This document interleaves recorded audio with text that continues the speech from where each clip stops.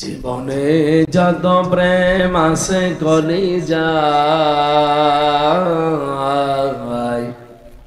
নবীজির তরে সবটুকু দিয়ে দেব তাই। বিনিময়ে শাফাত যদি তার পাই, মুছে যাবে জীবনে যত ব্যথা ভার। প্রিয় চট্টগ্রামবাসী, বীর চট্টলার এই এলাকায় আসলে কোরআনের পাখির কথা মনে হয়, যদিও তার বাড়ি বরিশাল বিভাগে। এই চট্টগ্রাম বিভাগের মানুষের জন্য 50টা বছর জীবনের বহু সময় তিনি এলাকার মানুষকে দিয়েছেন আল্লাহর কোরআনের জন্য। আল্লাহর এই ওলির জন্য দোয়া করে দল মত নির্বিশেষে আজকের এই অনুষ্ঠানে যারা এসেছে সবাইকে নিয়ে শুকরিয়া জানাচ্ছি, আলহামদুলিল্লাহ। আরো জোরে বলেন আলহামদুলিল্লাহ। আমরা কোরআনে কারিম থেকে যে আয়াত পড়লাম, এটা 18 নম্বর আয়াত সূরা জুমারে। আল্লাহ পাক বলেন, আল্লাযীনা ইয়াসতামিউনাল কাওলা ফায়াত্তাবিউনা আহসানা। যারা শ্রবণ করছে এবং করবে। ইস্তামিউন এটা মুজারি, বর্তমান ভবিষ্যৎ, প্রেজেন্ট ফিউচার। এখন যারা শুনছে, ভবিষ্যৎ বলতে কিয়ামত পর্যন্ত। আল্লাহ তাআলা বর্তমান ভবিষ্যৎ প্রেজেন্ট ফিউচার দুইটা কাল দিয়ে শব্দটা গঠন করলেন। আর কওলুন এই শব্দের আগে আল্লাহ আলিফ লাম দিলেন। আল্লাহ তাআলা বলেন, আল্লাযীনা যারা ইস্তামিউনাল কাওলা, যারা কথা শুনছে এবং শুনবে। কথা মানে এই কওলের ব্যাখ্যায় তাফসিরে মুফাসসিরিন ইকরাম লিখেছেন, মান ক্বালা বিহি সাদাকা। এই হাদিসে এসেছেন তারা যারা কোরআন দিয়ে কথা বলে তারা সত্য কথা বলে, সুতরাং কোরআনের কথাই সত্য কথা। ওমান আসদাকু মিনাল্লাহি কিলা। আল্লাহর চাইতে সত্যবাদী কেউ আছে? বলেন। তাহলে আজকে থেকে সিদ্ধান্ত নিয়ে নেবেন যে কোরআন বাদ দিয়ে কেউ যদি কথা বলে তার কথার ভেতরে ভেজাল থাকার সম্ভাবনা নেই। এটা মনে করে জীবন চালাবেন। এই বেশি হয়ে যাচ্ছে, রিভাব হালকা দেন, ইকো দেওয়ার দরকার নেই, বাড়ি খেলে সমস্যা। আল্লাহ রাব্বুল আলামিনের এই কওল থেকে এক কথায় প্রমাণিত, যেটা আমরা শুনতে চাই, শুনতে চাবো, তার নাম কোরআন। তার নাম কি? আমার খুতবার ভেতরে আপনারা শুনেছেন, আলহামদুলিল্লাহিল্লাযী নাযালাল কোরআন আলা আবদিহি লিয়াকুনা লিল আলামিনা নাযীরা। সব প্রশংসা আল্লাহর জন্যে, যিনি তার বান্দা মুহাম্মদুর রাসূলুল্লাহর উপরে কোরআন নাজিল করেছেন বিশ্বের মানব মণ্ডলীকে সতর্ক করার জন্যে। ফামান আমানা ফাকাদ ইহতাদা। যে ব্যক্তি কোরআনে কারিমের প্রতি ঈমান আনবে সে যেন হেদায়েত পেয়ে গেছে। সে হেদায়েত পাবে না, সে পেয়ে গেছে। ওমান দাল্লা ওয়ামান লা ফাকাদ দাল্লা দালালাম বাঈদা।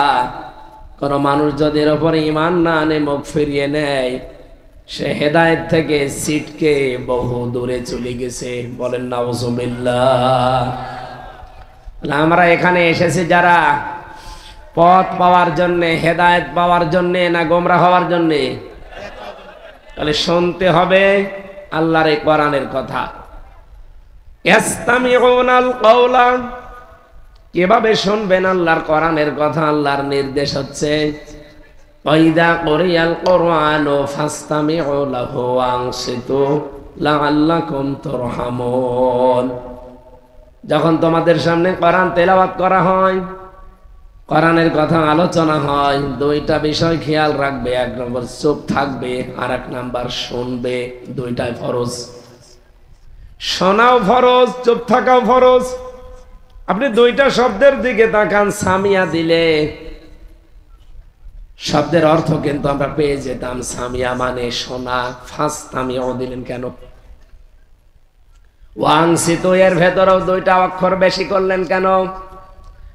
বাপ পড়েছিলাম মিজান মন সাহেবে, বাবের ভেতরে এই শব্দগুলো বেশি, যে এই শব্দের ভেতরে অক্ষর বেশি তার গুরুত্ব বেশি। আল্লাহ সামিয়ানা দিয়ে ফাস্তামিউ দিয়েছেন, ওয়াংসিতু দিয়েছেন, তার মানে বোঝা যাচ্ছে শব্দগুলোর গুরুত্ব একটু বেশি। আপনি শুনতে হলে অবশ্যই আপনাকে দিলের কান লাগিয়ে শোনা লাগবে। 2 নম্বরে শুধু শুনলেই হবে না, চুপ থাকা লাগবে। এই 2টা ফরজ বিধান আমরা এখন মানতে পারবো না ইনশাল্লাহ। কি হবে? লাআল্লাকুম তুরহামুন, আল্লাহর রহমত এখানে নাজিল হবে ইনশাআল্লাহ। সুতরাং আল্লাহর কোরআন যেহেতু শুনতে এসেছি, এই 2টা নিয়ম সামনে ফলো করে শোনা লাগবে। নাজিল হয়েছে 1500 বছর আগে। এই নাজিল হওয়ার পর থেকেই কোরআন যারা শুনেছে, এখন যারা শুনছে, কিয়ামত পর্যন্ত যারা শুনবে, এই শ্রোতা মণ্ডলী 3 ভাগে বিভক্ত। 1 নম্বরে কোরআন শুনলেই বাধা দিয়েছে, আল্লাহর ভাষায় তারা কাফের। সূরা হামিম সাজদার 26 নম্বর আয়াতে দলিলটা আছে, ওয়াকালাল্লাযীনা কাফারু লা তাসমাউ লিহাদাল কুরআন ওয়ালগাউ ফীহি লাআল্লাকুম তাগলিবুন। আল্লাহ পাক বলেন, ওই সময় নবীজি যখন কোরআন মানুষকে শোনাতো, কাফেররা আইন পাশ করেছিল সব চলতে দেওয়া যাবে, কোরআনের আলোচনা মুহাম্মদের এটা চলতে দেওয়া যাবে না। শুধু চলতে দেওয়া যাবে না এতটুকু যদি তারা শেষ করে দিত, এই আয়াত আল্লাহ মনে হয় নাজিলও করতো না। আপনি দেখেছেন শুধু চলতে দেওয়া যাবে না, শুনতে দেওয়া যাবে না এ বলে আবু জেহেল শেষ করে নাই, আইন পাশ করে শতসিদ্ধ করে দিয়েছে, বিধিবদ্ধ করে দিয়েছে যে শোনা তো যাবেই না। অলগাউ ফি, যেখানে কোরআনের আলোচনা মুহাম্মদ তৈরি করে ওই জায়গাটা নষ্ট করে দাও, হট্টগোল তৈরি করো, ঢোল টুকি তবলা বাজাও, এলাকার পরিবেশ ভীতিপূর্ণ করে দাও, 144 ধারাও জারি করে দাও। যেটা আমরা আজ বাংলাদেশে 15.5 বছরে বেশি দেখেছি। আমি ওরস শরীফ দেখেছি, বাধা নেই। নওরোজ শরীফ দেখেছি, বাধা নেই। খসরোজ শরীফ দেখেছি, বাধা নেই। ইসালে সাওয়াব দেখেছি, বাধা নেই। গোসল শরীফ, বাধা নেই। খালি বাধা তাফসীরুল কোরআন মাহফিলে। কেন? আমি যদি আজ অধ্যক্ষ জহিরুল ইসলাম সাহেবের বাড়িতে প্রবেশ করে সালাম দেই, ছোট একটা বাচ্চা বেরিয়ে এসেছে, বাচ্চা আমারে সালামের জবাব দিয়ে বলছে, আঙ্কেল আমার আব্বা বাড়ি নেই, ঢাকায় গেছে, আপনি পরে আসবেন। এমন মোলায়েম গলায় আমার আঙ্কেল বলে ডাক দিয়েছে, এটা কি ছেলে না মেয়ে এখনো আমি টের পাইনি। কারণ যে পোশাক পরে এসেছে ও পোশাক দেখে বোঝা যাচ্ছে না, কারণ এখন তো অধিকাংশ পোশাক ডিজিটাল। এমনকি যদি নাম জিজ্ঞাসা করি তা হয়তো আমি টের পাবো না। যদি বলে আমার নাম মাহি, আমি বসবো ছেলে না মেয়ে, কারণ মাহিয়া মাহি এ দেশে নায়িকা, আবার মাহি বি চৌধুরী পুরুষ মানুষ।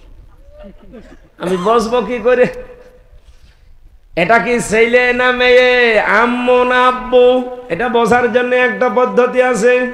ও যে প্যান্ট বা পায়জামা পরে আছে ওটা খুলে ফেলা লাগবে। ঠিক মানে কি? এটা খুলে না ফেললে আপনি বুঝবেন? বলেন বলেন। এটা যদি সত্যি আমি খুলি তখন বুঝবো যে এটা আম্মু না আব্বু। তাফসীর মাহফিলে বাধা কেন? তাফসীর মানে খুলে ফেলা। তাফসীর মানে আবরণ দিয়ে ঢাকা আছে, আবরণ তুলে ফেলা। এই যে চাটা ঢাকা আছে, এটা তুলে ফেললে আমি টের পাবো ভেতরে কি আছে। এই পরিবারে, এই সমাজে, এই রাষ্ট্রে, এই পৃথিবীতে যারা শিরক, বেদাত, কুফর, বিশেষ করে জুলুমের অন্ধকার দিয়ে নিজেদেরকে আবরণ করে ঢেকে রেখেছে, ওরা তো বুঝতে দেয় না মানুষকে যে ভেতরে কি আছে। যখন কোরআনের তাফসীর করা হবে সঠিকভাবে, তখন ওইগুলো খুলে পড়ে যাবে। আমি আবার বলছি শব্দটা, কোরআনের তাফসীর করা হবে সঠিকভাবে, তাফসিরে বাংলাদেশে তাহেরিও করে, কি করে না? কি তাফসির গো! আয়াত পড়ছে ওয়াবতাগু ইলাইহিল ওয়াসিলা, আল্লাহকে পাওয়ার জন্য ওসিলা তালাশ করো। ওসিলা মানে এই যে ন্যাংটা বাবা, কি এরকম নেই? কত বাবার নামে তার মুখে আমরা জিকির শুনি, ইয়া আলী বাবা, শাহ আলী বাবা, কেল্লা বাবা, ফতে বাবা, ন্যাংটা বাবারও জিকির করে। এই জন্য বলেন তো, বাবা বেশি হওয়া ভালো না খারাপ? বলেন বলেন। এ বাংলাদেশে অনেকের তো বাবা বেশি। বাবা বেশি হলেই বুঝবেন ওর জন্ম কি। নিজের বাবারে কোনোদিন বাবা বলে না। কোথায় জন্ম? সেই গোপালগঞ্জে। ওই রে বাবা বলতে পাগল। আপনি অত দূরের মানুষকে বাবা বলতে যাবেন কোন কারণে? আপনার বাবা নেই? নিজের বাবারে যদি ডাক দিয়ে ওনার না হয়, তো ওনার আর এক বাবা আছে, শ্বশুর আব্বা, ওইটারে ডাকেন। যারে আপনি বাবা বাবা করে পাগল হয়ে যান, এমনকি জাতির বাবা বানিয়ে দিচ্ছেন, ওকে আপনারা জন্ম দিয়েছে, আপনার কি শ্বশুর? এই চট্টগ্রামের একজনের বিয়ে হওয়ার কথা ছিল, কিন্তু উনি বিয়ে করেনি। সংসদে বলেছিল না যে বেশি আঙুল নাচাবেন না, আঙ্গুলে কিন্তু আংটি পরানোর কথা ছিল আমার। সে যাই হোক, আপনাদের জেলার মানুষ না। এখন তো রংপুরে গেলে রংপুর বিভাগের মানুষকে আমাদের দোলা ভাই বলা লাগে, কারণ এটা আমাদের জাতির বাবার মেয়ে। কি হয়? আপা, বুবু। বুবুর স্বামী কি হবে? বাড়ি যেহেতু রংপুরে, রংপুর বিভাগের মানুষ দেখলে যদিও মফয়সী বর্গীর জ কি হয়? মফয়সী বর্গীর জ কি হয়? মফিজ।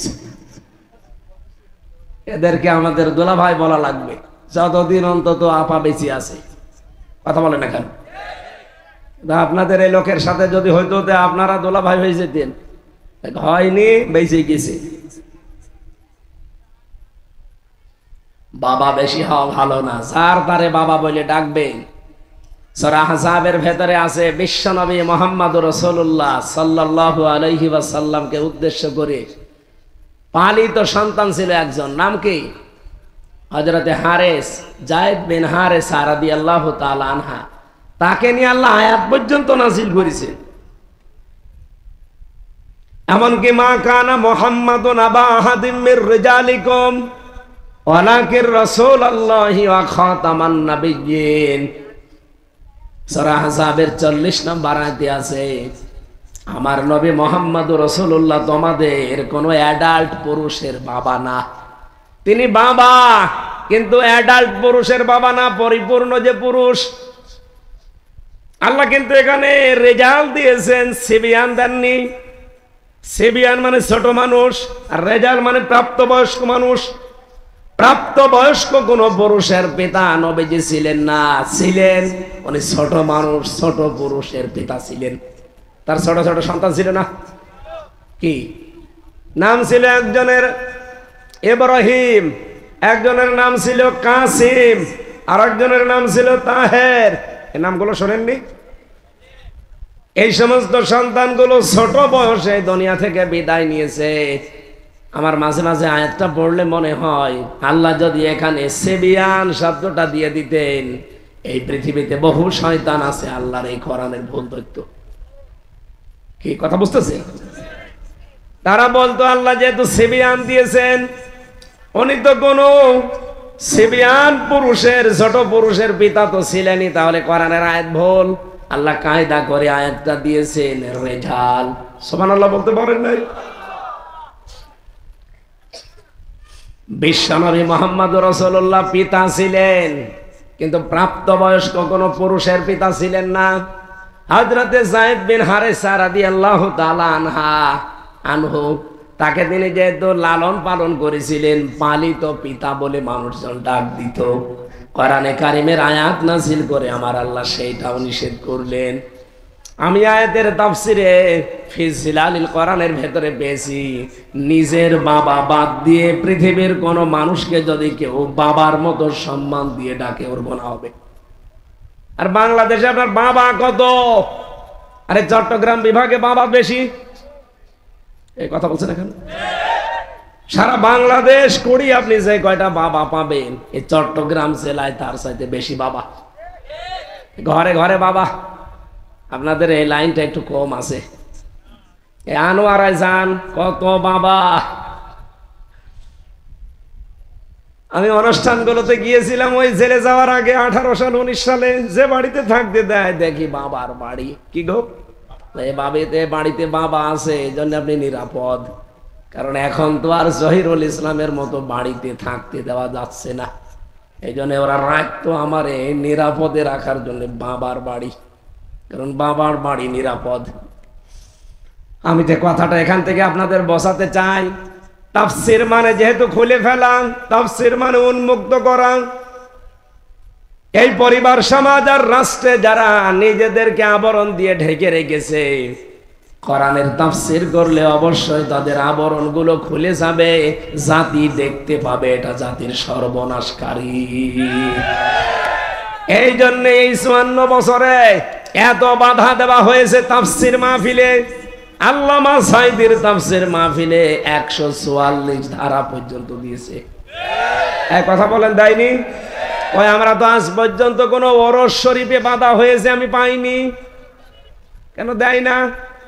কারণ জানে যে এখানে যা হবে আমরাই করতাম, ওরা করছে করুক। কিন্তু তাফসীর মাহফিলে বাধা একই কারণে। ওই জামানায় আবু জেহেল দিয়েছিল, ও বলেছিল শুধু বাধা দিবা না, অলগাও ফিহি, হট্টগোল করো, ভীতিপূর্ণ অবস্থা তৈরি করো, লাআল্লাকুম তাগলিবুন, আশা করা যায় তোমরা গালেব হবে, বিজয়ী হবে। আমার প্রশ্ন হচ্ছে, শেখ বিজয়ী কথা গাল তাগলিবুন কেন বললো? আবু জেহেল ভালো করে বুঝতো যে আমি যে চেয়ারে বসে আছি এ চেয়ার অবৈধ চেয়ার। বুঝতো না? কথা বলা লাগবে। হাসিনাও ভালো করে বুঝতো আমি যে চেয়ারে আছি এটা অবৈধ চেয়ার। বলেন বলেন। আবু জেহেল ভালো করে বুঝেছিল যে অবৈধ চেয়ার। মোহাম্মদ যেটা বলতে চায় এটা যদি জনগণ বুঝে ফেলে তা আমার চেয়ারের পায়া রাখবে না। এই কথা বলছে না কেন?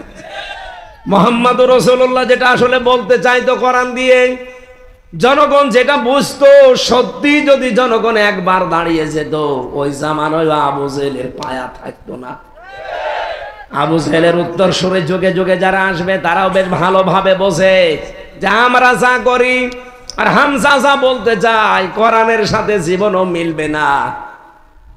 ওই তখন বিভিন্ন নাম দিয়ে এটা বন্ধ করে দেয়। বলোটা আমরা এমনি বন্ধ করি না, কোরআনের বিপক্ষে আমরাও না, কিন্তু আমরা বন্ধ করি এই জন্য কারণ এখানে রাজনীতির কথা হয়। এটা ইহুদিদের একটা চক্রান্ত। দেশের ভালো মানুষগুলো আলেম ওলামা তারা যাতে কোরআনের পথে মানুষকে সঠিকভাবে দাওয়াত দিতে না পারে, এই জন্যে এই ভুয়া ধোয়া তুলে মানুষদেরকে দূরে সরিয়ে রেখেছে। এই ধোয়াটা তুলেছিল 15.5 বছরে বেশি। এটা ভুয়া ধোয়া। কি বললাম? এটা ভুয়া ধোয়া। যে রাজনীতির কথা বলা যাবে না। আরে ভাই, যে কোরআনে নামাজের কথা আছে, যে কোরআনে যাকাতের কথা আছে, ওই কোরআনে 918 জায়গায় রাজনীতির কথা আছে। সেটা বলা যাবে না কোন কারণে? জাতে মাতাল হলো আবু জেহেল, যেমন তালে ঠিক ছিল। ওদের উত্তর সরি যারা, ওরাও জাতে মাতাল হলো, তালে ঠিক আছে। আর এইভাবে করতে করতে 54 বছরে আমাদের অবস্থা দাঁড়িয়েছে। এখন কোরআনের পক্ষে ভোট চাইতে গেলেও মানুষ বলে রাজনীতি। এই কথা বলে না কেন? ইসমাইল সাহেব না, উনি প্রতিদিন বাজার থেকে আসার সময় মাছ নিয়ে আসে। আপনাদের এলাকায় যেহেতু সাগর এলাকা, বড় বড় মাছ পাওয়া যায়, বোয়াল মাছ, কিন্তু বাজারে বিক্রি হয় কেটে কেটে পিস পিস করে।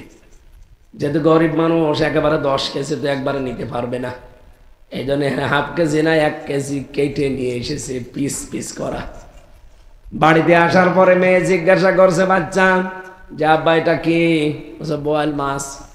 মেয়ে মনে করছে বোয়াল মাছ মনে এতটুকুই হয়, বোয়াল মাছ কি এতটুকু? দ্বিতীয় দিন আবার নিয়ে এসেছে, বলছে আব্বা কি? বোয়াল মাছ। ঠিক আছে। তৃতীয় দিন ওনার টাকা পয়সা হাতে এসেছে, এবার নিয়েছে 5 কেজি বোয়াল মাছ, কাঁধে করে নিয়ে আসতেছে। বাড়িতে ঢোকার পরে মেয়ে বলছে আব্বা কি?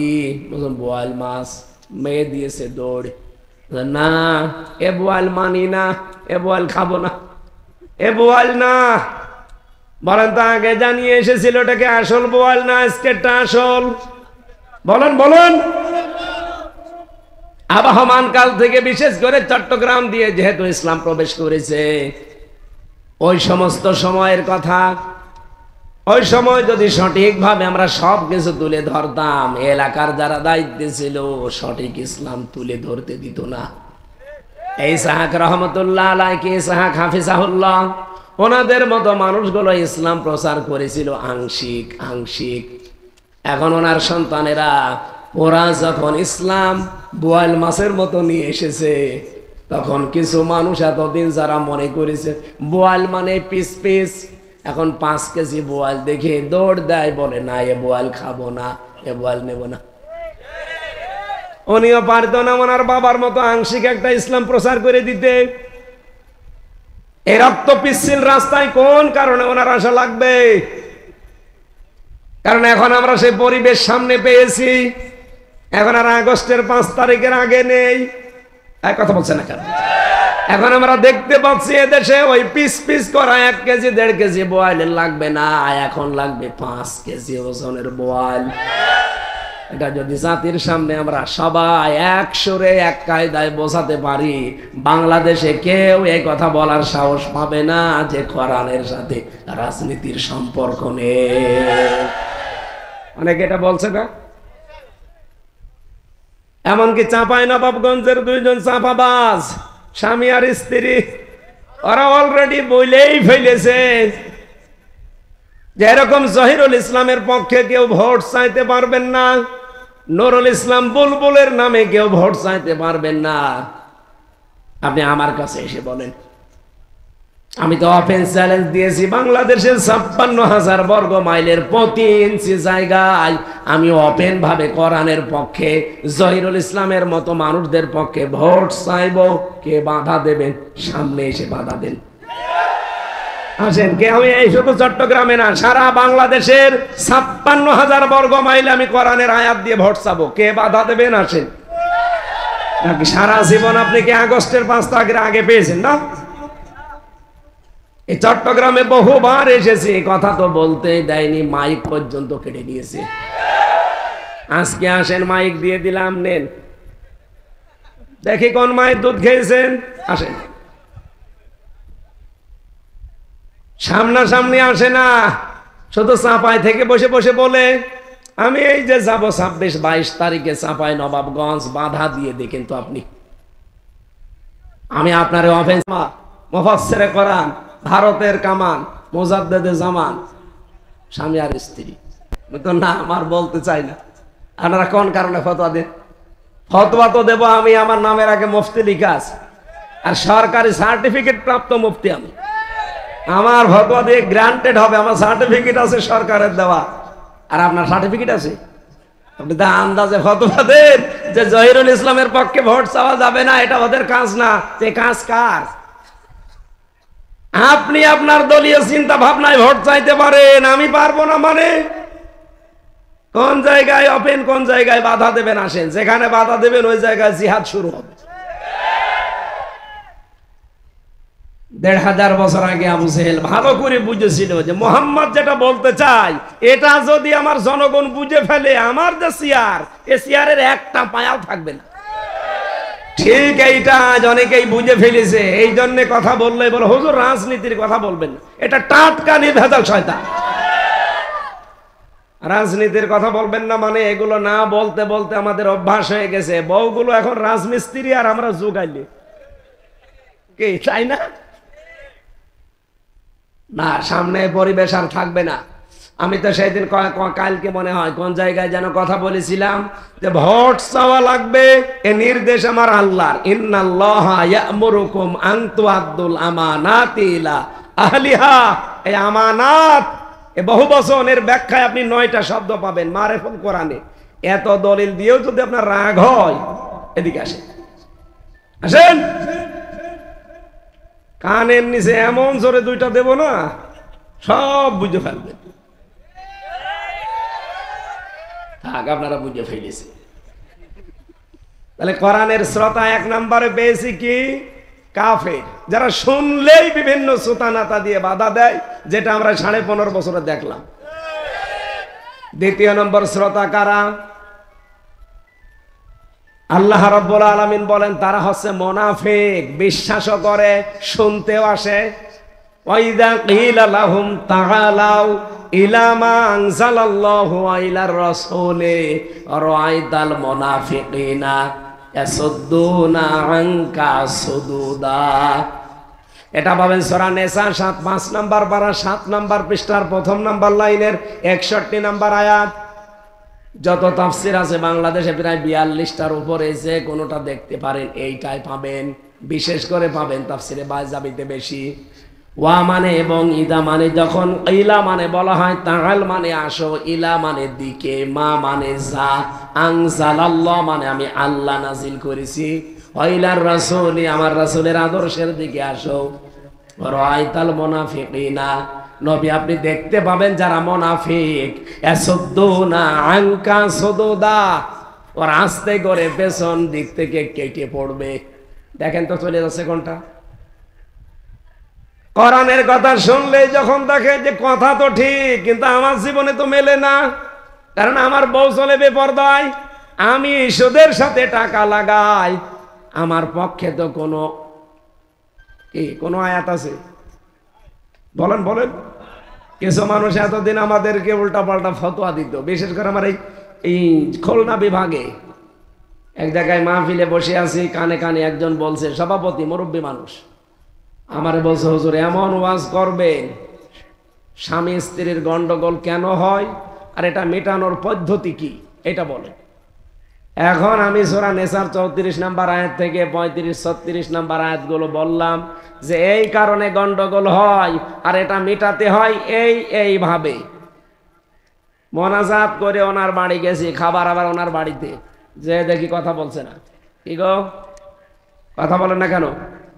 মুখ গোমরা করে আছে। আপনার বাড়িতে আমার মেহমান করে না নিয়ে আসলেন আর কথা বলেন না, এ কেমন? হুজুর কথা কি বলবো? আপনি যা আওয়াজ করলেন আপনাকে মনে হয় কেউ কিছু বলেছে, কে বলবে? আচ্ছা না, আপনি যা আওয়াজ করেছেন সব আজকে আমার হয়েছে। আমার যে স্ত্রীর সাথে গন্ডগোল হয়েছিল দিনের বেলায়, আপনাকে কে বলেছে বলেন? আমাকে কেউ বলেছে না? বলেছে একজন। কে? 1500 বছর আগে আল্লাহ পাক কোরআনে আমাকে আগে জানিয়েছে যে এই কারণে স্বামী স্ত্রীর গন্ডগোল হয় আর এইটা মেটানোর পদ্ধতি। এখন আপনার যদি ওইটা হয়ে থাকে আমি করব কি?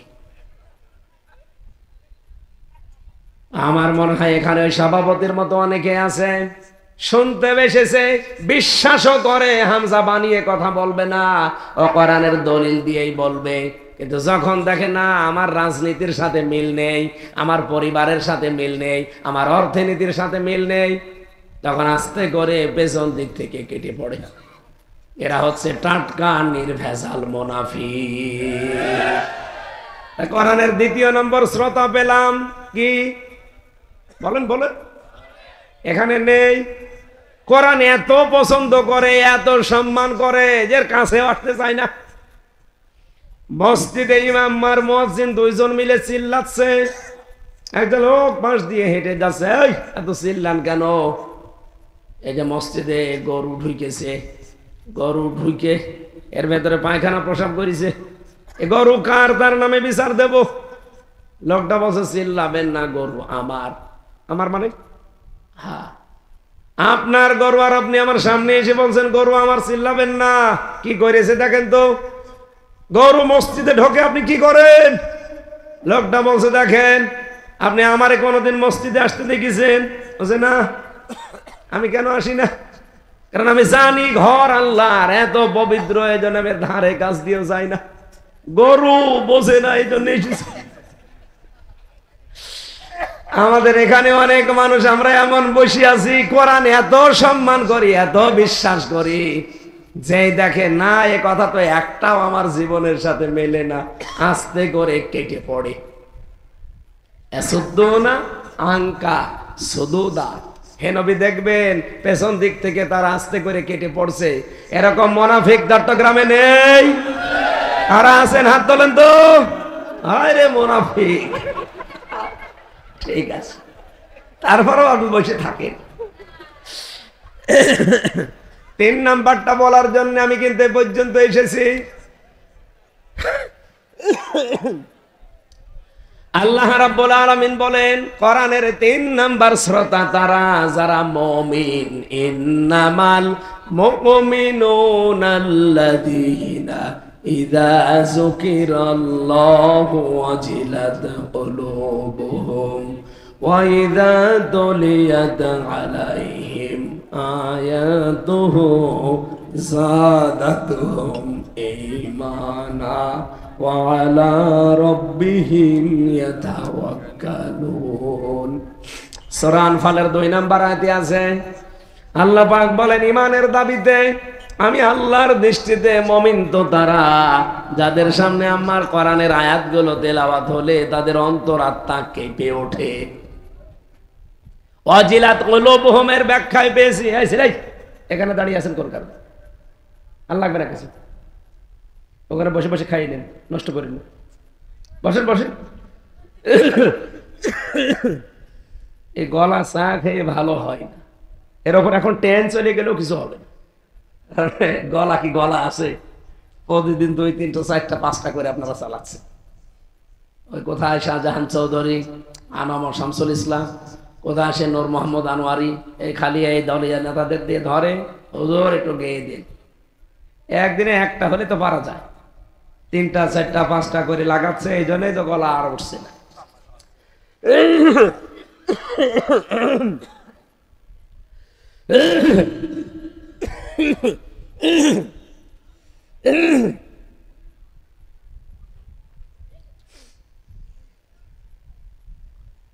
ওয়াজিলাত কুলুবুহুমের ব্যাখ্যা বলছিলাম।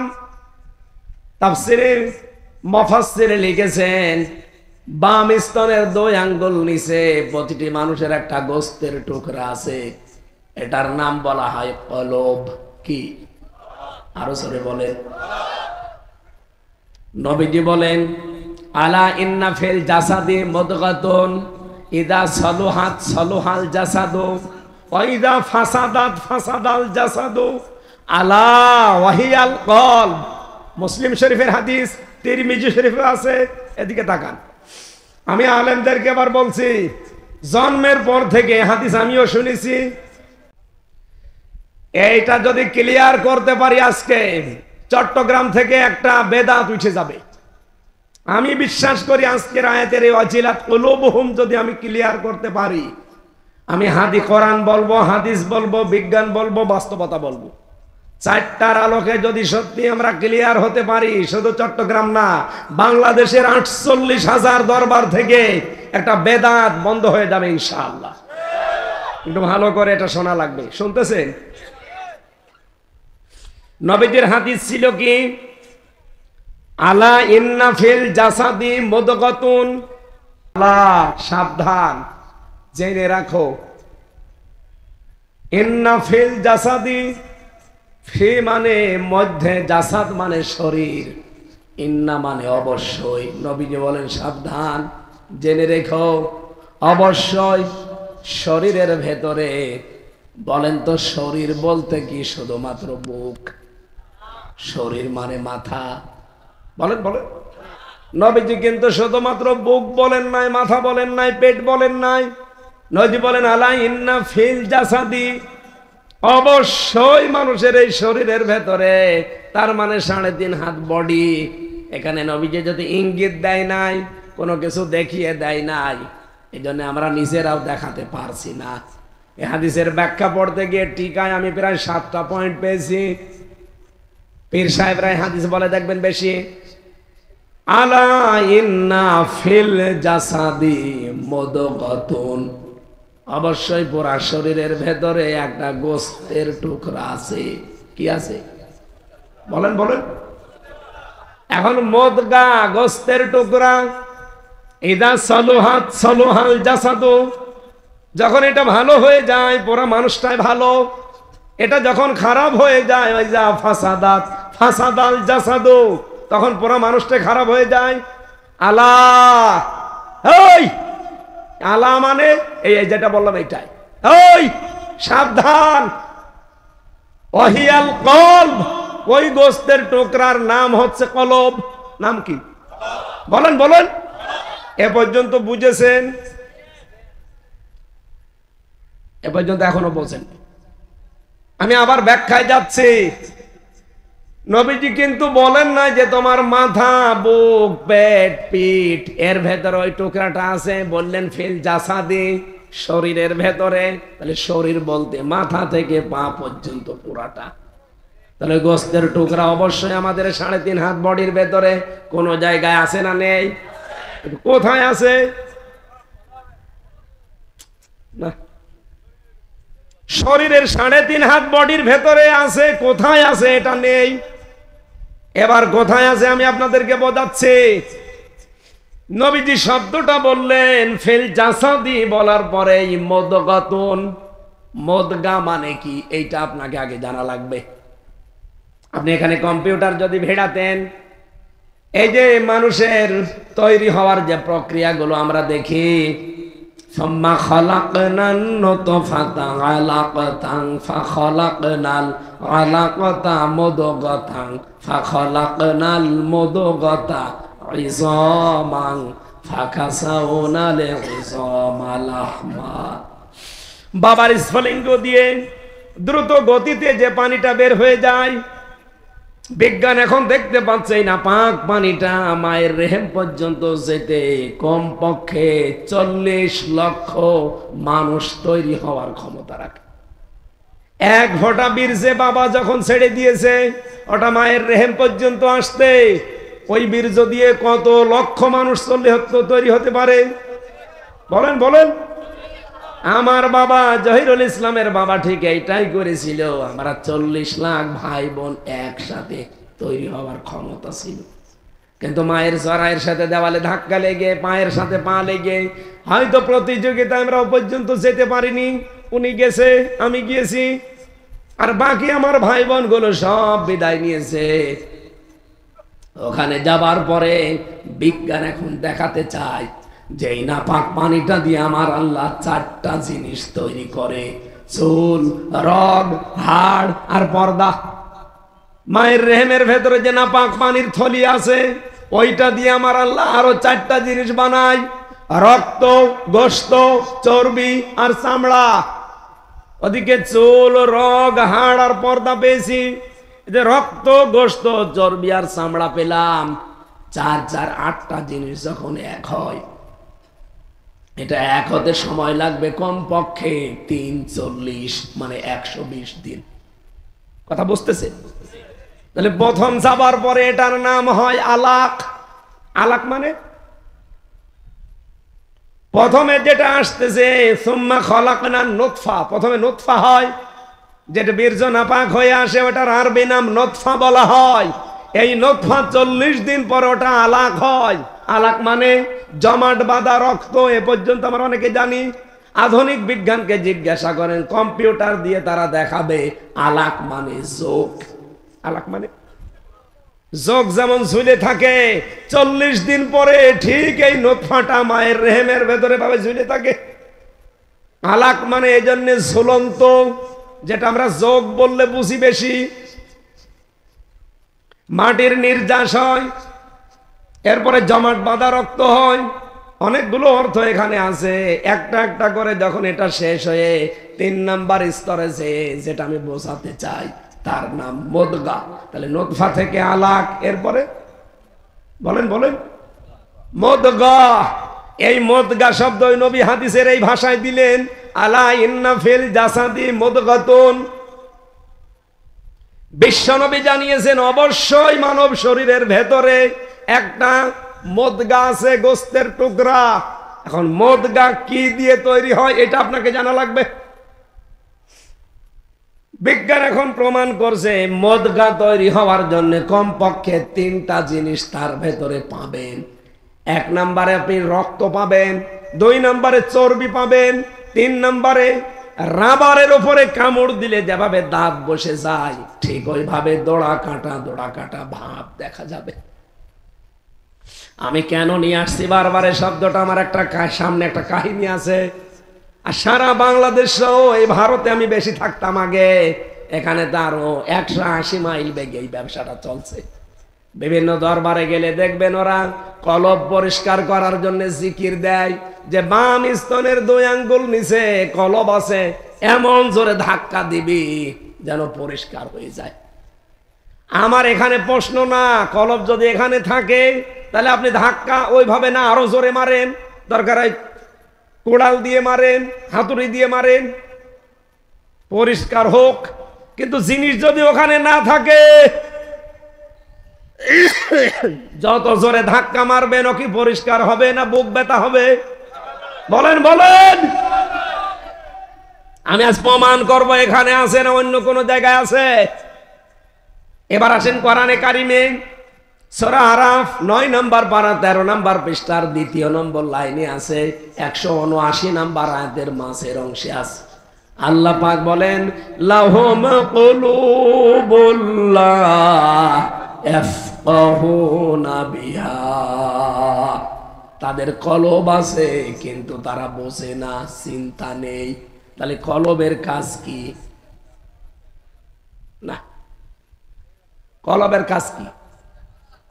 এই আয়াত দ্বারা প্রমাণ হচ্ছে লাহুম কুলুবুল লা ইয়াফকাহুনা বিহা, তাদের কলব আছে কিন্তু তারা বোঝে না, তারা চিন্তা করে না কলব দিয়ে।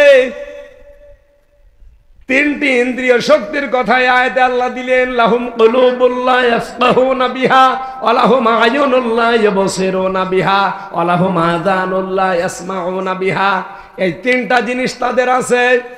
কলব আছে, চিন্তা নেই, দেখার পরে না দেখার ভান করে থাকে, শোনার পরেও না শোনার ভান করে থাকে। এরা আর মানুষ থাকে না, উলাইকা কালানাম, এরা জানোয়ার। এরা কি বলেন বলেন? আল্লাহ বলেন জানোয়ার পর্যন্ত বললেও তো হতো না, বালহুমা দল, শুকুরের চাইতে কুকুরের চাইতে এরা খারাপ। এই জন্য বারবার রিপিট করছি, কত পীর যে আয়াতে ধরা পড়বে, কত মুসলমান, কত রাজনৈতিক নেতা কর্মী আজকে আয়াতে ধরা পড়বে যে আপনার কলব আছে, আপনার চিন্তা নেই কেন? আপনার থেকে আল্লাহ গরু ছাগল বানায়নি। চিন্তা করার জন্য যেহেতু কলব দিয়েছেন, উপলব্ধি করার জন্য কলব দিয়েছেন, তাহলে কলবের যতগুলো কাজ তার একটা কাজ কি বুঝলাম? আরো জোরে বলেন বলেন। আমার প্রশ্ন, চট্টগ্রামবাসী মানুষ কি চিন্তা করে বুক দিয়ে না মাথা দিয়ে? আরো জোরে বলেন। মানুষের বুক পরিষ্কার হলে সে চুরি ছাড়বে না, ডাকাতি ছাড়বে না, জেনা ছাড়বে না, কিন্তু মাথা পরিষ্কার হলে চুরি করবে না, মাথা পরিষ্কার হলো জেনা করবে না। এই কথা বলছে না কেন? পরিষ্কার করা দরকার এইটা না এইটা। এবার কোরআনের পরে হাদিস, হাদিসের পরে বিজ্ঞান। এবার আসেন তো জিনিসটা আছে কোন জায়গায়? যেহেতু মোদগা নবী বললেন, মোদগা হওয়ার শর্ত কয়টা পেলাম? আরো জোরে কি লাগবে? রক্ত, চর্বি, আর একটা দোড়া কাটা ভাব লাগবে, যে রাবারে কামড় দিলে যেরকম হয়। এবার আপনি মাথার মগজ বের করেন, আর বাম স্তনের 2 আঙ্গুল নিচে যে গোস্ত আছে এটা কেটে বের করেন। দেখেন ওই শর্তগুলো মেলে কার সাথে? আমার তো মনে হয় বুক কেটে যদি বের করেন, এখানে রক্ত পাবেন, চর্বি পাবেন, দোড়া কাটা ভাব পাবেন না, জীবনও পাবেন না। কারণ দোড়া কাটা ভাবটা কি? বিজ্ঞান এখন মাথার ভেতরে এই যে মগজ, এখানে 70,000 জিনিস পেয়েছে। ফ্রন্টাল লব, অক্সিপিটাল লব, প্যারাইটাল লব, মোটর কর্টেক্স, টেম্পোরারি কর্টেক্স, এরকম 70টা জিনিস আমি নিজে পেয়েছি। এই জিনিসগুলো এখান থেকে সাপ্লাই দিচ্ছে পুরা শরীরে। আপনি কি মনে করেন চোখ দিয়ে আমি দেখলাম সাপ? না, আপনার দেখার যে শক্তিটা, মাথার মগজ, আপনি খালি খাপড়িটা খুলে দেন, আপনাকে আমি দেখাবো। মাথায় যে দেখতেছে দেখার জিনিস, যেটা ফ্রন্টাল লব, এটা কিন্তু সামনে থাকে না, এটা আছে পেছনে। পুরা মাথার ভেতরে আল্লাহ এইগুলো জিনিসগুলো দিয়েছেন, দেখেছেন চোখ দিয়ে। চোখ দিয়ে দেখার সঙ্গে সঙ্গে চোখ পাঠিয়ে দিয়েছে ওই যে দোড়া কাটা ভাব বলা হয় রগ। এইটা দিয়ে এই তারের মাধ্যমে পাঠিয়ে দিয়েছে ওই পেছনে। ও সঙ্গে সঙ্গে সিদ্ধান্ত নিয়েছে হয়তো কিছু হাতে নাও, হয় লাঠি হাতে নাও, নাই দৌড় দাও। এই সিদ্ধান্ত কি চোখ দেয় না মাথা দেয়? বলেন বলেন, কি বুঝলেন এখান থেকে? চিন্তা আমরা করি বুক দিয়ে না মাথা দিয়ে। আপনার যদি বিশ্বাস না হতে চাই, কোনো মুরব্বী মানুষের মাথা ফাটান, আমি দেখাবো। কারণ ও তো এমনি মরে যাবে দুদিন পরে। ওরে অন্তত এই যে মুরব্বী আছে, ওনার মাথা ফাটিয়ে দেন, আমি আপনাকে মগজে হয় চর্বি পাবেন এবং রক্ত পাবেন, আর ওই যে রাবারের উপরে কামড় দিলে যেভাবে দাগ হয় ওই দাগ পাবেন। দোড়া কাটা ভাব থাকে না? তা আমার তো কোরআনের সাথে, হাদিসের সাথে, বিজ্ঞানের সাথে যেটা মেলছে সেটা নেব না। আমার বাবা যা বলছে ও তো মন মতোর ব্যবসা প্রতিষ্ঠান ঠিক রাখার জন্য বলছে। আমার মনে হয় দেশের মানুষ যদি এটা আজ বুঝতে পারে যে জিনিসই তো এখানে নেই, ও ছাতা আমি খালি এই ধাক্কা দিয়ে বুক ব্যথা হয়, এইটা পরিষ্কার করেন। বাংলাদেশ জামাত ইসলামী চায় এইটা পরিষ্কার। হ্যাঁ, এইটা যদি কারো অপরিষ্কার থাকে তাহলে লাথি দিয়ে দল থেকে বের করে দিবে। এই কথা বলেন না কেন? চেহারা দেখি না, দেখি আপনার এইটা ঠিক আছে কিনা। যশোরের একজন সাখাওয়াত হোসেন, ওর এইটা ঠিক ছিল না, পাশায় লাথি দিয়ে বের করে দিয়েছে। আর অন্য দলের সব ঠিক আছে, এইটা ঠিক নেই। কি কথা বললেন না আপনি? এই যে সালমান এফ রহমান, শরীর সব ঠিক ছিল, এটা ঠিক ছিল না, এই জন্যই তো চুরি করেছে। ৩৬,০০০ কোটি টাকা এমনি চুরি করেছে। শরীর তো ভালো, দেখতে মনে হয়েছে যে একেবারে জিবরাইলের ছোট ভাই। মাথার চুল থেকে পায়ের স্যান্ডেল পর্যন্ত পুরা সাদা। আমার মনে হয় ভেতরও সব সাদাই ছিল, কিন্তু কলবটা পুরা কালো।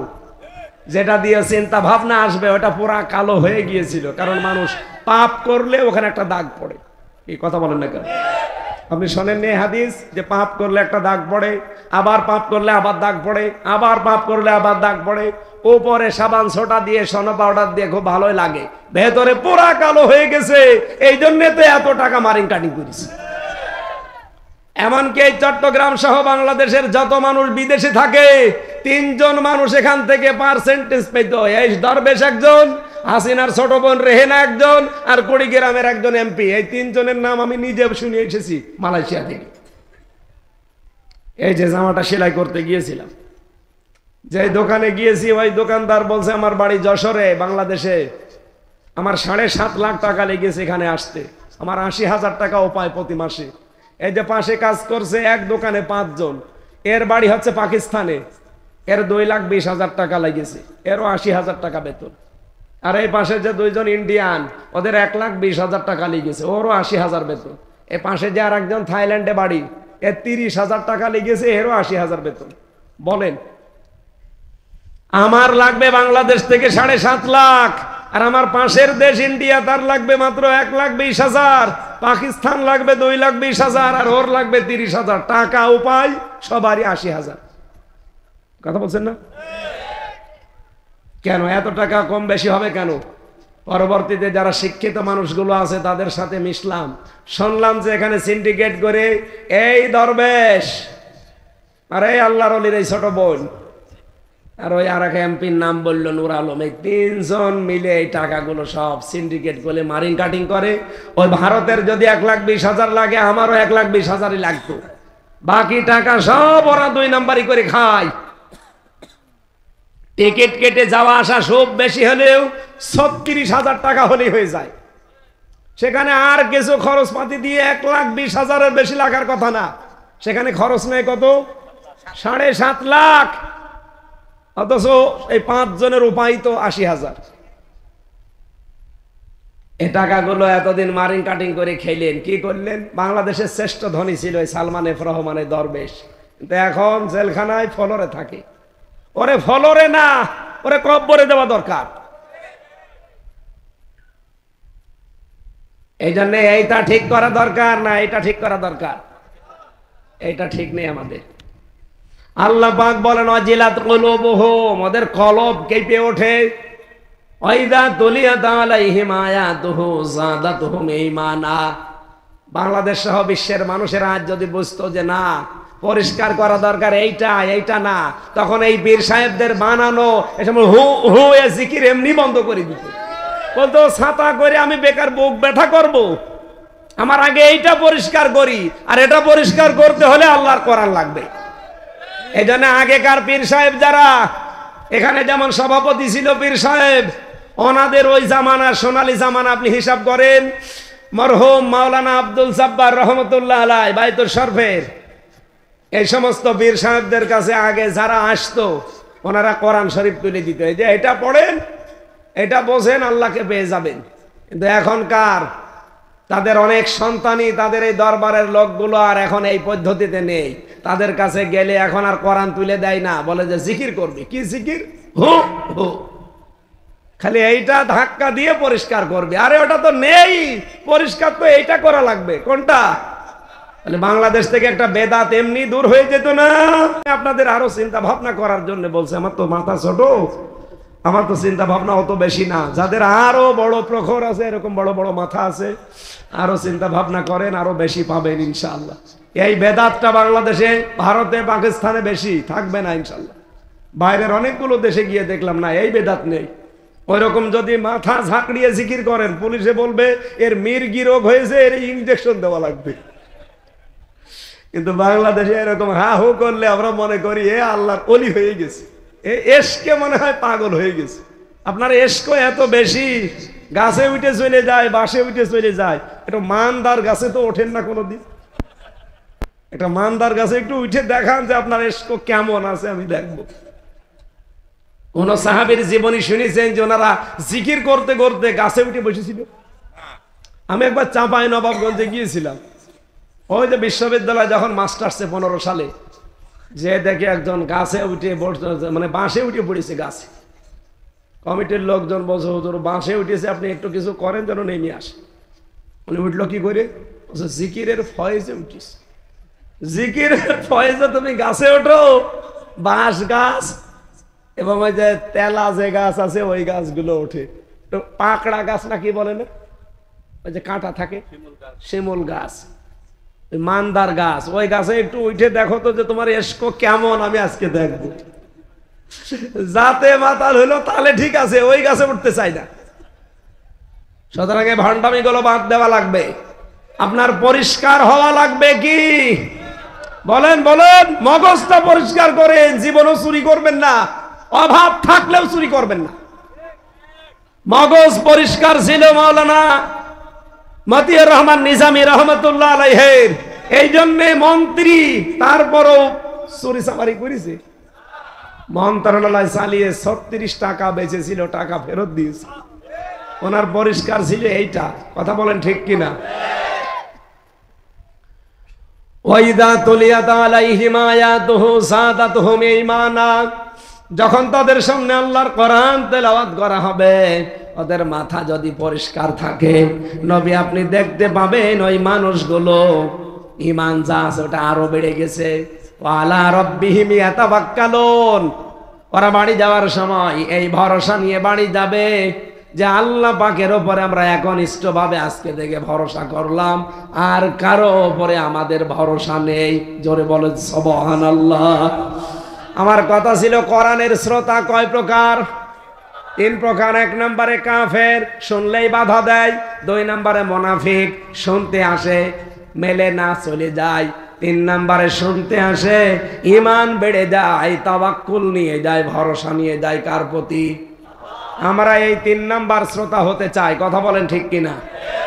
শ্রোতা হয়ে কি করবেন? আল্লাহ পরের শব্দে দিয়েছেন ফায়াত্তাবিউনা আহসানা। শুনলেই হবে না আল্লাহর কোরআনের কথাগুলো, এর ভেতরে যেগুলো উত্তম, শুধু উত্তম না, আহসানা ইসমে তাফসীল, সব চাইতে উত্তম যেগুলো, এর ভেতর থেকে সেগুলো তোমরা অনুসরণ করে চলবা।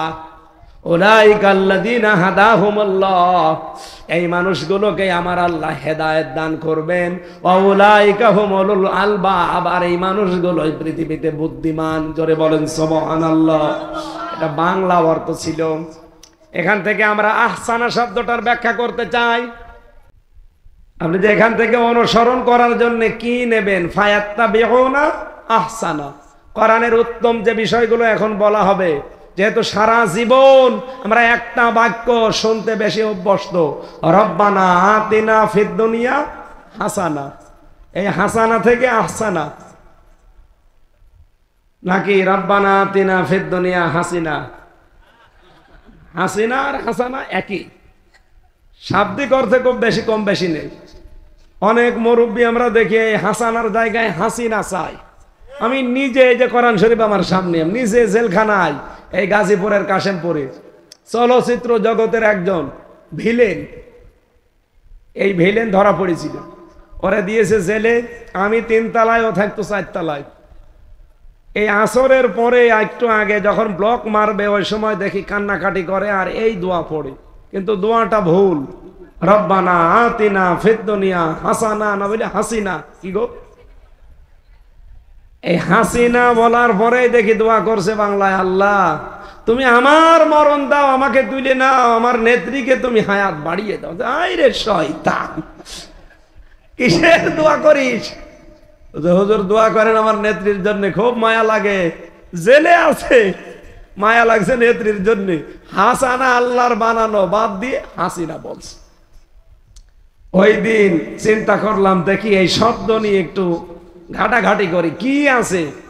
এর আগে হজে যাওয়ার পরে দেখেছিলাম লক্ষ লক্ষ হাজিরা কাবা শরীফ তাওয়াফ করার সময় এই আয়াতটা পড়ছে, রকনি আমিনি থেকে হজরে আসওয়াদ, এই জায়গাটা পার হওয়ার সময় সবার মুখে এই আয়াত, রব্বানা আতিনা ফিদ দুনিয়া হাসানা।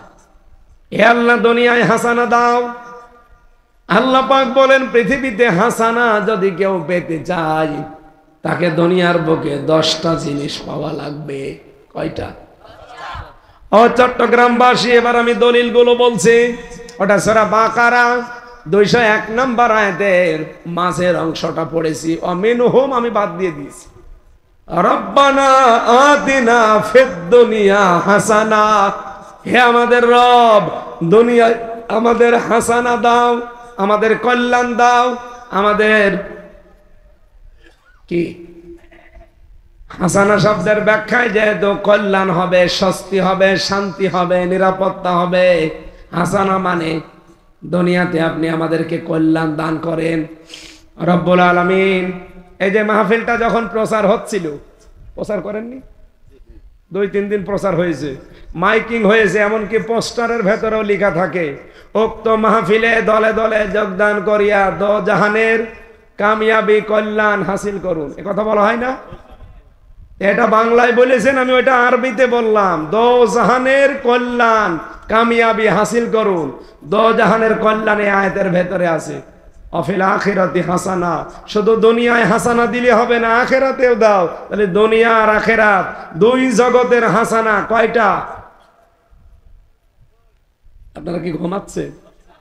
না না, দুনিয়ার হাসানা আমি তাফসিরের ভেতরে পেয়েছি 27টা, সামারাইজ করে করে আমি মিলিয়েছি 5-10টা, আর আখিরাতের হাসানা পেয়েছি 13টা। এখানে সামারাইজ করে মিলিয়ে মিলিয়ে নিয়েছি 5টা, 10 আর 5 15। ওয়াকিনা আযাবান্নার, আর জাহান্নামের আগুন থেকে তুমি আমাদের সবাইকে বাঁচাও। নবীজি বলেন জাহান্নাম থেকে বাঁচার উপায় আছে মাত্র একটা। জোরে বলেন সুবহানাল্লাহ। এবার আমরা আয়াতে যাচ্ছি, তাফসীর থেকে যেটা পড়েছি আমি সেইটাই বলছি। দুনিয়ার হাসানা কয়টা বললাম? এ মোনাজাত সারা জীবন আপনি করছেন, এখন দেখেন তো এই 10টা জিনিস আপনি পেয়েছেন কিনা। 1 নম্বরে কেউ যদি কোরআন পায়, সে দুনিয়ার হাসানা পেয়েছে। প্রশ্ন আসতে পারে, কোরআন তো আমরা পেয়েছি, এই তো কোরআন না। কোরআন যে পাবে, কোরআনে কারিমের 500 আমল তার জীবনে থাকবে, এটার নাম কোরআন পাওয়া। আমরা এখানে যারা আছি একটাও পাইনি। কোরআনের আমল আছে কয়টা বলেন তো? 500। বলেন বলেন। قل بفضل الله وبرحمته فبذلك فليفرحوا هو خير مما يجمعون। নবী আপনি বলুন, তাম দুনিয়ার মানুষ যা গেইন করে, অ্যাচিভ করে, অর্জন করে, পেয়ে আনন্দে করে, একটাও স্থায়ী না। আমি আল্লাহর কাছে সবচাইতে উত্তম জিনিস, হাসানা, কল্যাণ, তার নাম কোরআন। তার নাম কি? সুতরাং কোরআন যারা পেয়েছে তারা যেন আনন্দ করে। ওয়া খায়রুম মিম্মা ইয়াজমাউন, তামাম পৃথিবীর তুলনায় আমি আল্লাহর কাছে কোরআন শ্রেষ্ঠ সম্পদ। বলেন সুবহানাল্লাহ। সুতরাং আমরা বিশ্বের 810 কোটি মানুষের মাত্র 2 কোটি মুসলমান, 200 কোটি মুসলমান। আমরা এই 200 কোটি মুসলমান কিছু না পেতে পারি, আমরা কোরআন পেয়েছি না পাইনি? সুতরাং কোরআন যারা পেয়েছে তাদের উচিত হবে এটাকে হাসানা যদি পেতে চান, কল্যাণ, স্বস্তি, শান্তি, নিরাপত্তা। তাহলে দুনিয়ার ময়দানে 500 আয়াতের বিধান আমাদের চর্ম চোখে দেখা লাগবে। আল্লাহ সে ব্যবস্থা সামনে করে দেন, বলেন আমিন। 2 নম্বরে পেয়েছি কোরআনের হেদায়েত পাওয়া। ইউদিল্লু বিহি কাসীরান ওয়া ইয়াহদি বিহি কাসীরান। এই কোরআন দিয়ে আল্লাহ কাউকে হেদায়েত দান করেন, আর কোরআন দিয়ে আমার আল্লাহ কাউকে গোমরা বানিয়ে দেয়। হেদায়েত দেয় কাকে, গোমরা বানায় কাকে? সূরা তাহার ভেতরে আছে 36 37 নম্বর আয়াতের ভেতরে। দলিলগুলো লম্বা করতে গেলে রাত 12টা বেজে যাবে। 3 নম্বরে পরিশ্রম করতে পারার নাম হচ্ছে দুনিয়ার হাসানা। বিশ্ব নবী মুহাম্মদ রাসূলুল্লাহকে আল্লাহ জানিয়েছেন, হে নবী আপনি যে পরিশ্রম করতে পারেন, লাকাদ খালাকনাল ইনসানা ফি কাবাদ, অবশ্যই আমি আল্লাহ মানুষকে বানিয়েছি কঠোর পরিশ্রমের মধ্য দিয়ে। ইয়া আইয়ুহাল ইনসান ইন্নাকা কাদিহুন ইলা রাব্বিকা কাদহান ফামুলাকি। ওহে মানুষেরা, তোমার রবের কাছে পৌঁছাতে হলে কঠোর পরিশ্রমের মাধ্যমে পৌঁছানো লাগবে। সুতরাং যারা কাজ করে খান, যারা পরিশ্রম করে খান, আপনি দুনিয়ার হাসানা পেয়েছেন। আর যাদের কোনো কাজ নেই, শুধু বসে বসে খায়, এরা দুনিয়ার হাসানা পায়নি। 4 নম্বরে দুনিয়ায় নিরাপত্তা পাওয়া। আজ আছে নিরাপত্তা আমাদের? বাড়ি থাকলে আমরা খুন হয়ে যাই, বাইরে গেলে গুম হয়ে যায়। এই পরিবেশটা যদি সত্যি শান্ত করা লাগে, কোরআনের বিধানের বিকল্প। 5 নম্বরে বেশি দুনিয়ায় শান্তি পাওয়া, সুখ পাওয়া। সুখ কি আর শান্তি কি? সুখের আরবি হচ্ছে রাহাতুন, শান্তির আরবি হচ্ছে সালাম বা সিলমন, সালমন। সুখ 3টা জিনিসের নাম, আর শান্তি 4টা জিনিসের নাম। এই 3 আর 4 7টা জিনিস সূরা আরাফের ভেতরে আমার আল্লাহ দিয়ে দিয়েছেন। 22 নম্বর আয়াত। যদি সত্যি এই 7টা জিনিস আপনার জীবনে আপনি পেয়ে যান, আমি শুধু দলিলগুলো বলছি, বাড়িতে মিলিয়ে নেবেন। 6 নম্বরে সুস্থতা। কেউ যদি সুস্থ থাকতে পারেন, আপনি মনে করবেন আমি দুনিয়ার হাসানা হালকা পেয়েছি। যানবাহন পাওয়া, এমনকি হালাল কর্মজীবনের মাধ্যমে একটা বাসস্থান তৈরি করা। আজ কত মানুষ হারাম ইনকাম করে খুশি হয়, কিন্তু হালাল ইনকাম যতটুকু করবেন ততটুকুই খুশি হওয়ার নির্দেশ আল্লাহ পাক তার নবীকে দিয়েছেন, ইমানদারকে দিয়েছেন, পৃথিবীর সব মানুষকে দিয়েছেন। ওরা কোরআনে দেখবেন ধারাবাহিকভাবে কথা আছে, ইয়া আইয়ুহার রাসূল কুলু মিনাত তাইয়্যিবাতি ওয়া আমালু সালিহা।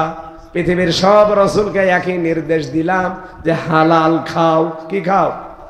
পৃথিবীর ইমানদারকে আল্লাহ আবার ওই রকম নির্দেশই দিয়েছেন। 2-3 আয়াত পরেই দেখবেন সূরা বাকারায় 174 নম্বর আয়াত, না 172 নম্বর আয়াত, ইয়া আইয়ুহাল্লাযীনা আমানু কুলু মিন তাইয়্যিবাতি মা রাযাকনাকুম ওয়াশকুরু লিল্লাহ। ইমানদারেরা যেটা খাবে ওটা যেন হালাল হয়। পৃথিবীর মানুষকে এবার আল্লাহ উদ্দেশ্য করে জানিয়েছেন, ইয়া আইয়ুহান নাস কুলু মিন তাইয়্যিবাতি হালালান। ওহে পৃথিবীর মানুষেরা, যেটা খাবে ওটা যেন হালাল হয় এবং মানসম্মত, স্বাস্থ্যসম্মত, রুচিশীল হয়। চট্টগ্রামবাসী, শুধু হালাল হলেই কিন্তু খাওয়া যাবে না, ওটা রুচিশীল হওয়া লাগবে, স্বাস্থ্যসম্মত হওয়া লাগবে। হালাল হলেই সব খাওয়া যায়। নাক দিয়ে যেটা আসে এটা হালাল না? কি হালাল? আরে না, কি বলে না, আলে মাসে জিজ্ঞাসা করে দেখেন, নাক দিয়ে যেটা আসে হালাল। কিন্তু কেউ যদি বলে পিরিসে করে দিলাম, মাখন মনে করে খান, হালাল, কিন্তু আপনার তো রুচি নেবে না, আর এটা স্বাস্থ্যসম্মত না। হালাল হলে খাওয়া যাবে না। মুখ দিয়ে যেটা আসে লালা থুথু, এটা হালাল না? হালাল। কেউ যদি এখন বলো পিরিচে করে দিলাম একটু মাখন মনে করে খেয়ে ফেলে, হবে? কারণ এটা স্বাস্থ্যসম্মত আর রুচিশীল না। হালাল হলেই খাওয়া যাবে না, ওটা হালাল হতে হবে, পবিত্র হওয়া লাগবে, স্বাস্থ্যসম্মত হওয়া লাগবে, রুচিশীল হওয়া লাগবে। আর আমরা বাবা শাহজালাল সব হালাল করে নিয়েছি। এরপরে পেয়েছি কোরআনের সমাজ পাওয়া, এইটা পাওয়ার জন্য আমরা চেষ্টায় আছি। আমরা খালি মোনাজাত করে শেষ করব না, আমরা কোরআনের সমাজ কায়েম করতে চাই। এটা দুনিয়ার হাসানা, দুনিয়ার। এরপরে 8 নম্বরের সন্তান যেন ভালো হয়। ভালো সন্তান ওইটা যেটা ডাইল খায়। ভালো সন্তান কোনটা? প্রতিদিন আমরা এই দোয়াটা অনেকে পড়ি, রব্বানা হাবলানা মিন আজওয়াজিনা ওয়া যুররিয়াতিনা কুররাতা আয়ুনি ওয়াজআলনা লিল মুত্তাকিনা ইমামা। হে রব, দুনিয়াতে আমাদেরকে ভালো বউ দাও, ভালো সন্তান দাও, যাদের দেখলে আমাদের চক্ষু শীতল হয়ে যায়।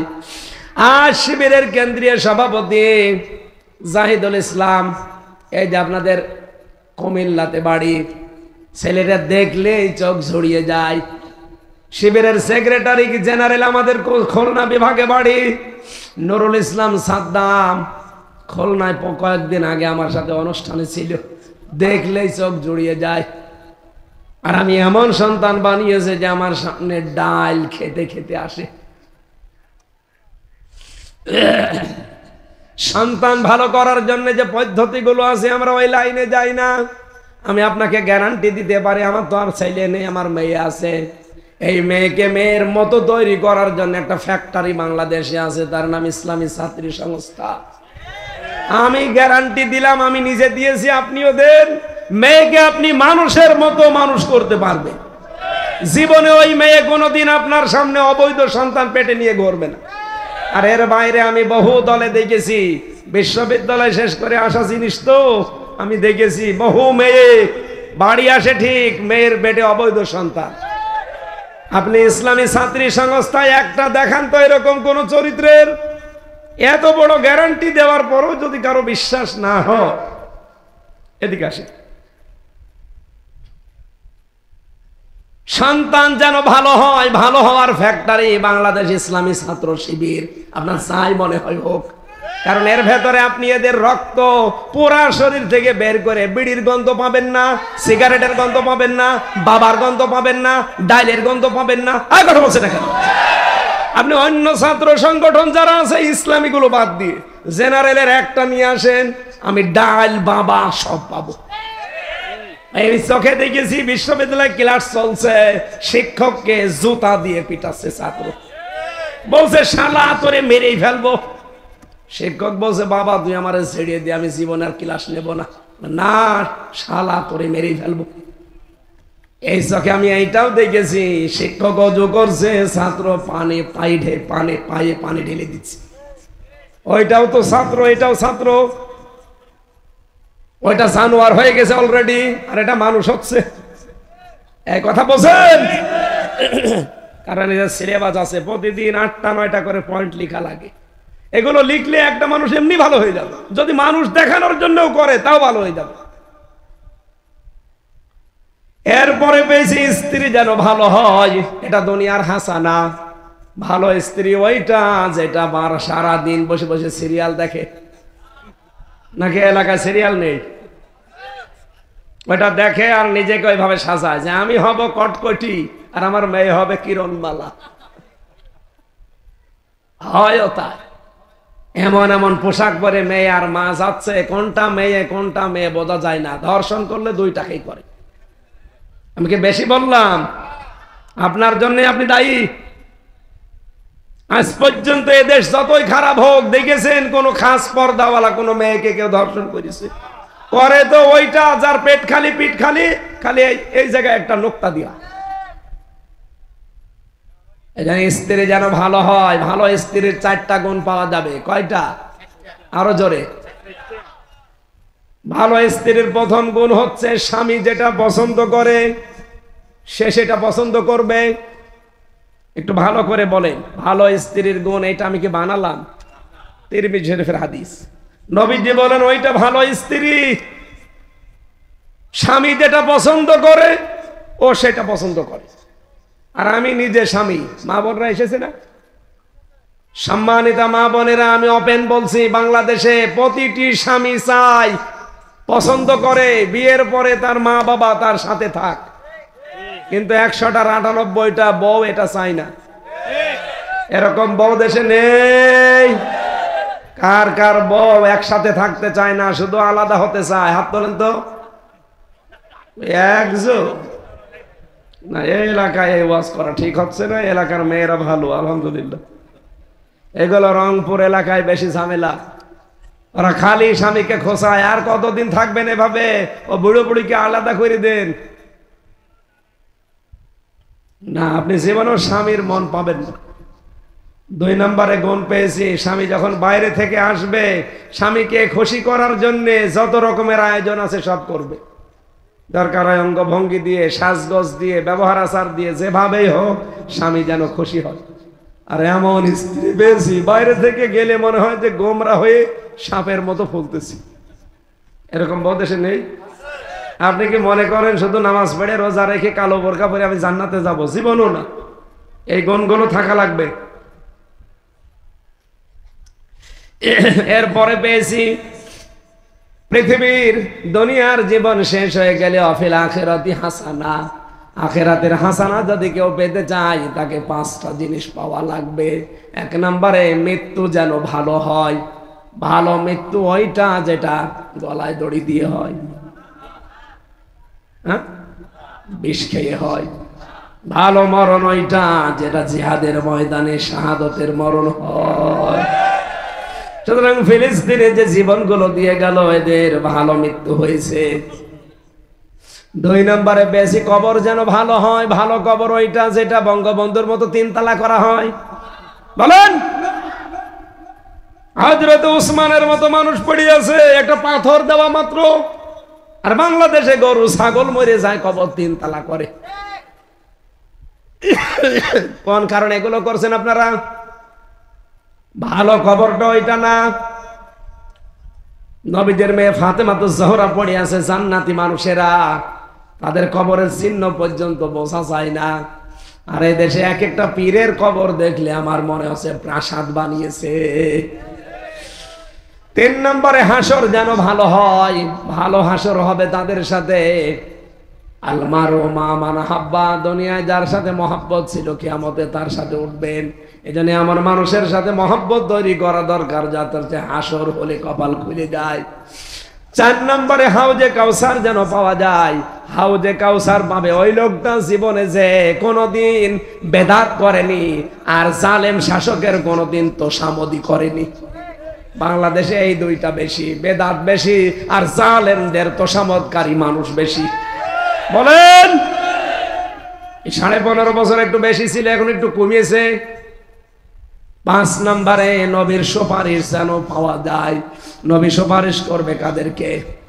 সূরা তাহা 109 নম্বর আয়াতে আছে, ইয়াউমাইযিল লা তানফাউশ শাফাআতু ইল্লা মান আযিনা লাহুর রাহমান ওয়া রাদিয়া লাহু কাওলা। এখানে 2টা গুণ আছে, যাদের ভেতরে থাকবে তারা নবীর সুপারিশ পাওয়ার যোগ্য। ওয়াকিনা আযাবান নার, জাহান্নাম থেকে আমাদের বাঁচাও। নবী বলেন জাহান্নাম থেকে বাঁচার উপায় মাত্র একটা। কি সেটা? আলা দুল্লুকুম আলা তিজারা তুনজিকুম মিন আযাবিন আলীম। জাহান্নাম থেকে বাঁচতে চাও? একটা ব্যবসার কথা বলছি।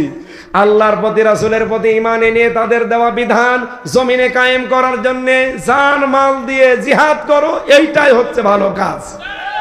এইটাই জাহান্নাম থেকে বাঁচার একটাই মাত্র পথ। এই 16টা বিষয় আয়াতের ভেতরে ছিল। দুনিয়া আখিরাতে আমরা যেন হাসানা আর জাহান্নামের এই কঠিন জ্বলন্ত আগুন থেকে বেঁচে যেতে পারি। বলেন আমিন।